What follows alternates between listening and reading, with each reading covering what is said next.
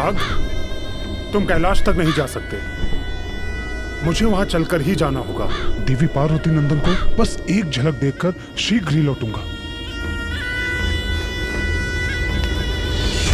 स्वामी शनिदेव, ऐसा कुछ भी मत कीजिए जिससे देवी पार्वती के पुत्र के जीवन पर कोई संकट आए। अपनी दृष्टि से उसे दूर रखिए। समस्त देवलोक आनंद पा रहा है उसे देखकर, केवल आप ही वंचित रह गए उसे ना देखकर। मेरी मात्र एक छोटी सी झलक पा लेने से उस दिव्य बालक को भला क्या क्षति पहुंच सकती है?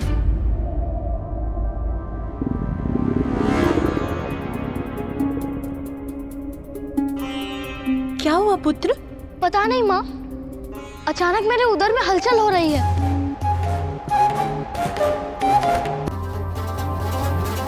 आपको तो भूख लगी है पुत्र। आपके जन्म से इतनी आनंदित हो गई कि आपको भोजन देना ही भूल गए।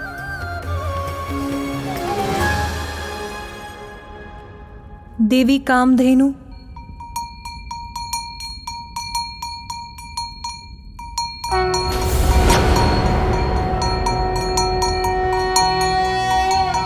शुभदाये प्रसन्नाये गोप्रदाये नमो नमः। सभी देवियों को मेरा प्रणाम। कीर्तिदाये धर्मदाये नमो नमः। महादेव, आज हमारा पुत्र अपना प्रथम आहार पाने जा रहा है। आप कहाँ हैं स्वामी? मैं आपकी पीड़ा समझती हूँ देवी पार्वती। मैं भी यही मना रही हूँ कि मेरे स्वामी महादेव को शीघ्र ही लौटा लाएं।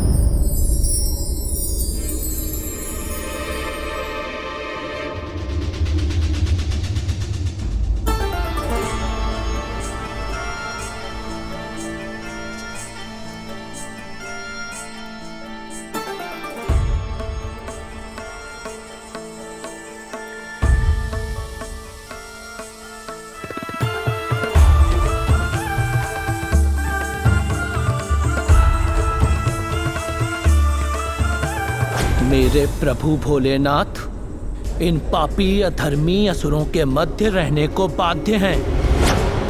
इसका दंड अवश्य दूंगा मैं इस गजासुर को।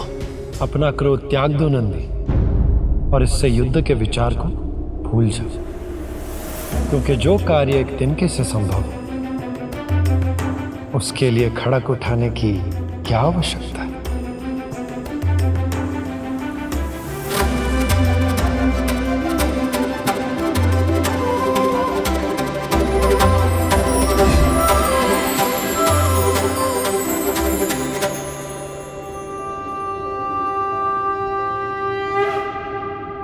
श्री हरि ने ये कैसा वेश धारण कर लिया? कैसा दिख रहा हो नंदी में? प्रभु, मैं भोले बाबा का गण आपकी माया कैसे समझूं? मुझे तो बस इतना ज्ञात है कि आप कुछ भी कर सकते हैं। जगत हित के लिए आप कोई भी रूप धारण कर सकते हैं प्रभु। जगत हित के लिए आज तुम्हें भी गाना होगा नंदी। आशा करता हूं कि तुम्हारा कंठ उतना ही मधुर है जितना कि तुम्हारा क्रोध। भोले बाबा के लिए मैं कुछ भी करने के लिए तैयार हूं, कुछ भी।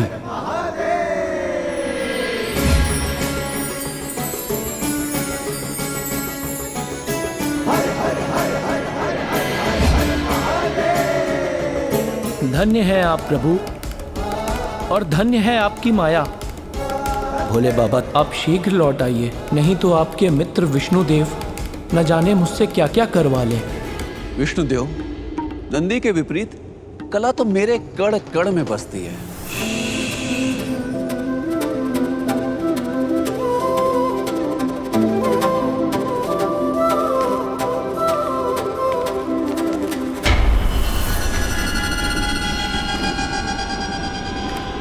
प्रणाम देवी कामधेनु। आप तो सभी गौ की दिव्य माता हैं, जीवन की निरंतरता और समृद्धि की प्रतीक हैं। अपने पवित्र दुग्ध से मुझे अपने पुत्र की भूख मिटाने की अनुमति दीजिए। माता, आपने शुभ कार्य के लिए मेरा आवाहन करके मुझे कृतार्थ कर दिया।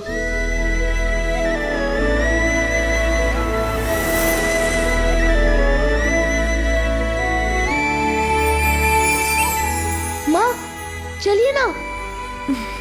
हाँ हाँ चलो।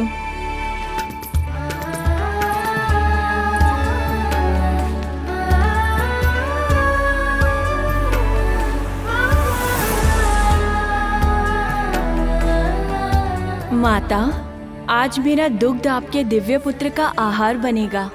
मैं धन्य हो गई। भविष्य में जब भी आपको मेरी आवश्यकता हो, आप निसंकोच मेरा स्मरण कर लीजिएगा। अब मुझे आज्ञा दे माता।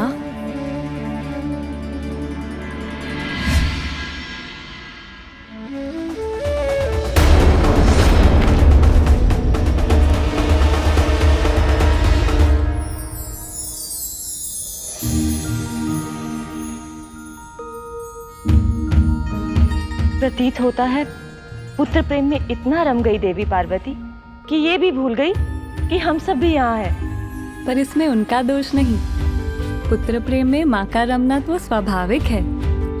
मेरे विचार से अब हमें इन दोनों को यहाँ पर एकाकी ही छोड़ देना चाहिए। आह, कितना पावन, कितना उजला, मीठी सुगंध वाला ये दुग्ध अवश्य अत्यंत स्वादिष्ट भी होगा।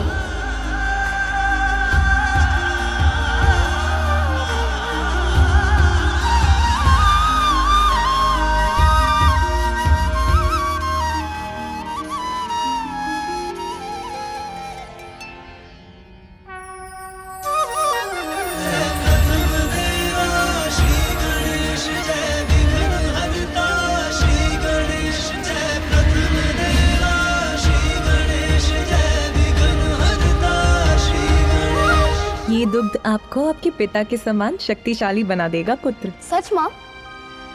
तो और पिलाइए ना।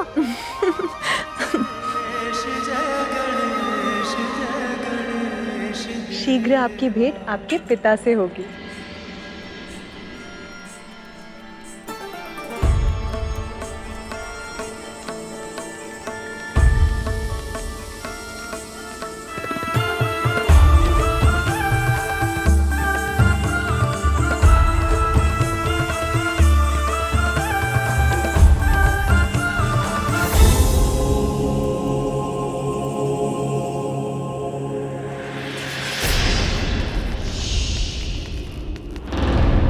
उत्तम, अति उत्तम। तुम्हारा नृत्य अत्यधिक मनमोहक है सुंदरी। त्रिलोकी विजेता गजासुर तुम्हारे नृत्य से अत्यधिक प्रसन्न हुए।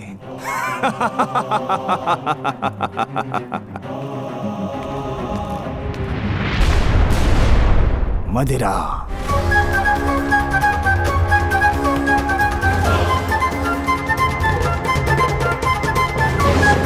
दुष्ट असुर शीघ्र मुक्त होंगे मेरे भोले बाबा तुम्हारे उदर से।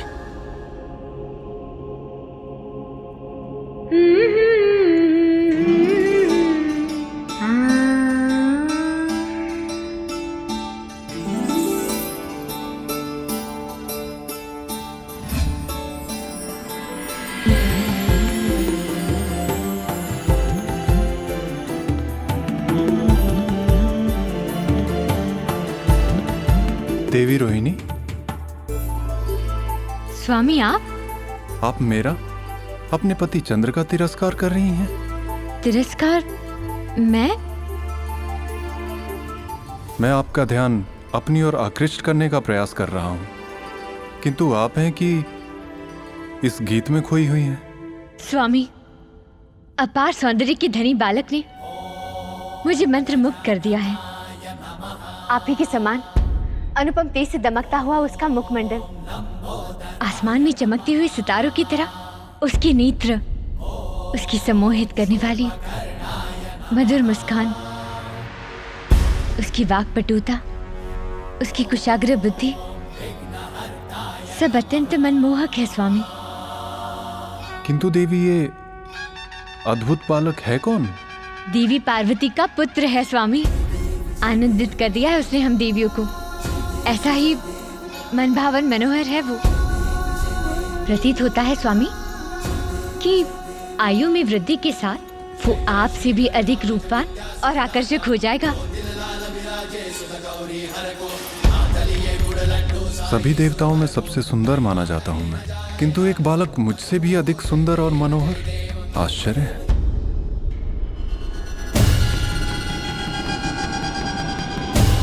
संध्या हो चुकी है। मुझे थोड़ी प्रतीक्षा करके रात्रि के अंधकार में छिपकर वहां जाना चाहिए ताकि कोई मुझे देख ना सके। रुको!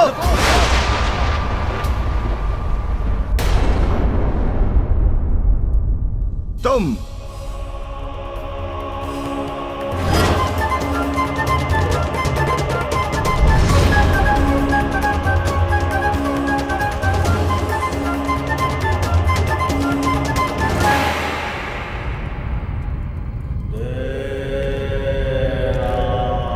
मेरी दृष्टि से कुछ भी नहीं छिपा है।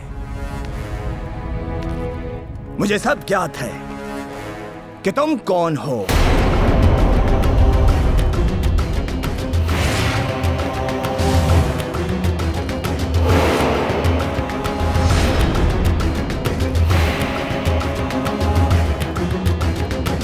अवश्य तुम ही हो हमारा विशेष मनोरंजन। तो विलंब क्यों? प्रारंभ करो।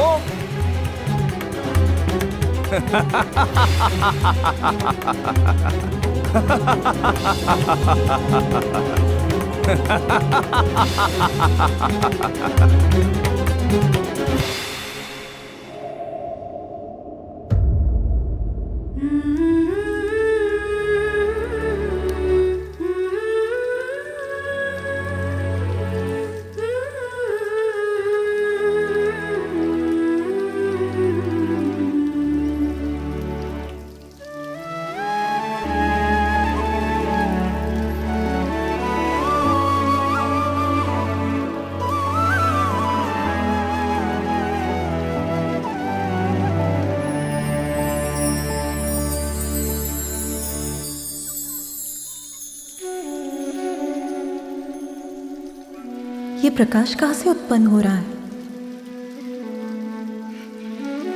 ओह, तो ये चंद्रदेव है। उचित था देवी रोहिणी का कथन। एक बालक का इतना दिव्य आकर्षक स्वरूप तो मैंने भी नहीं देखा।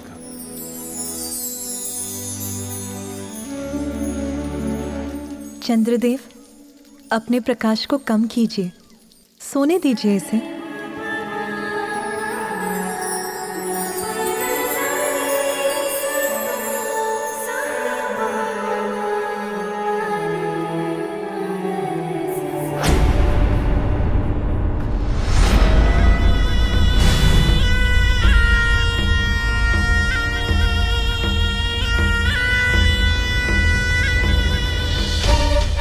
इस प्रकार बिना अनुमति के भवन में मेरा प्रवेश तो अनुचित होगा। कदाचित मुझे पीछे से छिपकर जाना चाहिए और कक्ष में जाकर ढूंढना चाहिए माता पार्वती के पुत्र को।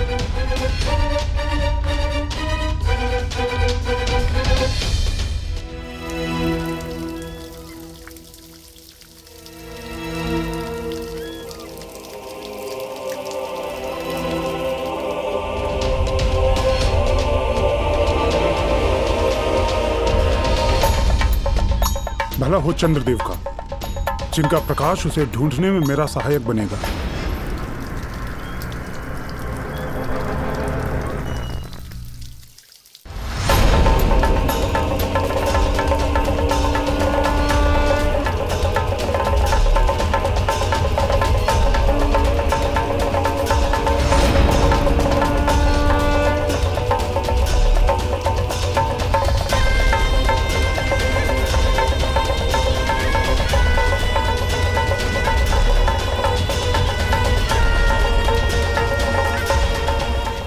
नहीं सुनेंगे तो मैं आपको श्राप देती हूँ। मेरे सिवा जिस पर भी आपकी दृष्टि पड़ेगी, दुर्भाग्य और विपत्ति से घिरकर उसके जीवन का विनाश होगा। कदाचित ये संकेत है, मुझे और आगे नहीं बढ़ना चाहिए। मेरी दृष्टि से उसका अनिष्ट हुआ तो मैं अपने आप को कभी क्षमा नहीं कर सकूंगा। चलो, अपने हृदय को तो मना भी लूंगा, किंतु माता पार्वती के कोप से कैसे बचूंगा? कदाचित मैं व्यर्थ ही इतनी चिंता कर रहा हूं। दूर से बस एक झलक भर देखकर अपनी दृष्टि फेर लूंगा, बालक के निकट तक जाऊंगा ही नहीं।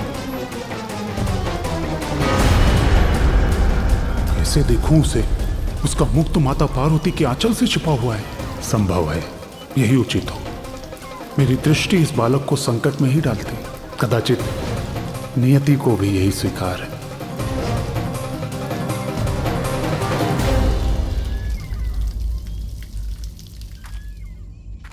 शनिदेव, चंद्रदेव, कहाँ जा रहे हैं आप? अभी तो आपने उस बालक को ठीक से देखा भी नहीं। मैंने प्रयास तो किया चंद्रदेव, किंतु वो बालक अभी निद्रा में है। उसका मुख देवी पार्वती के आंचल से ढका हुआ है। उसे देखने के लिए उसकी निद्रा में विघ्न डालना तो उचित नहीं होगा। और वैसे भी मेरी दृष्टि तो अशुभ है। मेरी दृष्टि का दुष्परिणाम सर्वविदित है।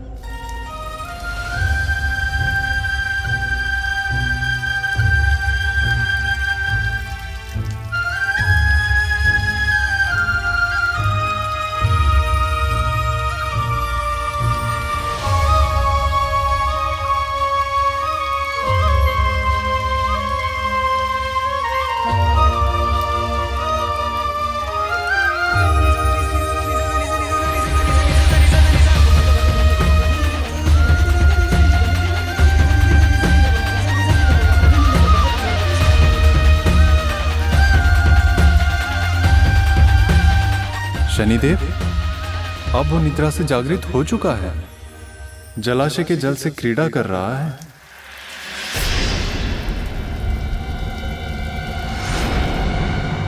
आप यही चाहते हैं ना कि आपकी दृष्टि उस बालक पर ना पड़े?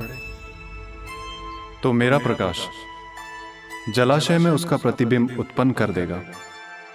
आप उसे ही देख लीजिए। इससे वो बालक आपकी दृष्टि से भी सुरक्षित रहेगा।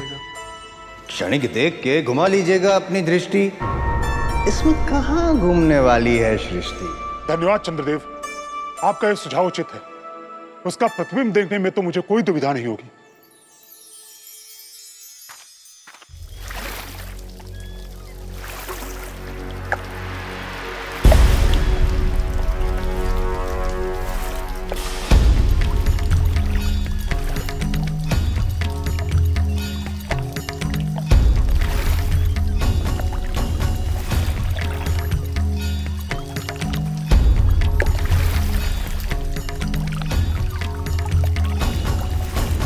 ये जल शांत और स्थिर होगा, तब तो इस बालक का स्पष्ट प्रतिबिंब देख सकूंगा मैं।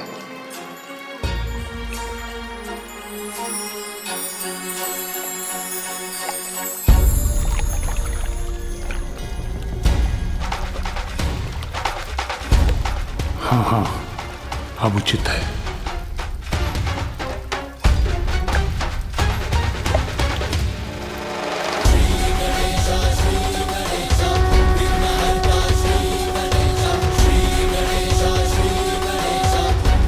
देवर्षि ने सत्य कहा था। कितना मनोरम रूप है इस दिव्य बालक का। इतनी मनोहर मुस्कान, मोतियों के समान चमकते दंत, नभ के तारों से टिमटिमाते उसके निर्मल नेत्र। अनुपम, अलौकिक है ये बालक।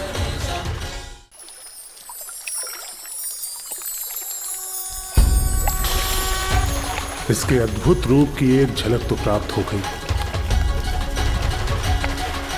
कितना अनोखा दिव्य रूप है बालक का।